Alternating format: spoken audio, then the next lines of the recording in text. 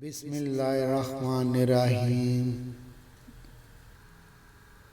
اللہ تعالیٰ کے محبوب صلی اللہ علیہ وسلم کا ارشاد ہے، جو آدمی اللہ تعالیٰ اور آخرت پر ایمان رکھتا ہے پس وہ پڑوسی پر احسان کرے۔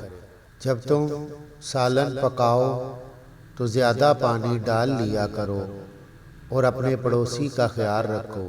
وہ شخص مومن نہیں جو خود پیٹ بھر کر کھائے اور اس کا پڑوسی جو اس کے پہلو میں رہتا ہے بھوکا رہے۔ خدا کی قسم وہ ایمان نہیں رکھتا جس کا پڑوسی اس کی تکلیفوں، ہاتھ زبان سے محفوظ نہ رہے۔ وہ شخص جنت میں نہ جائے گا جس کا ہمسایہ اس کے مکر و فساد سے محفوظ نہیں۔ پس جو شخص اللہ اور آخرت پر ایمان رکھتا ہے پس وہ پڑوسی کو ایذا نہ دے۔ اسلام میں پڑوسیوں کے بہت حقوق ہیں۔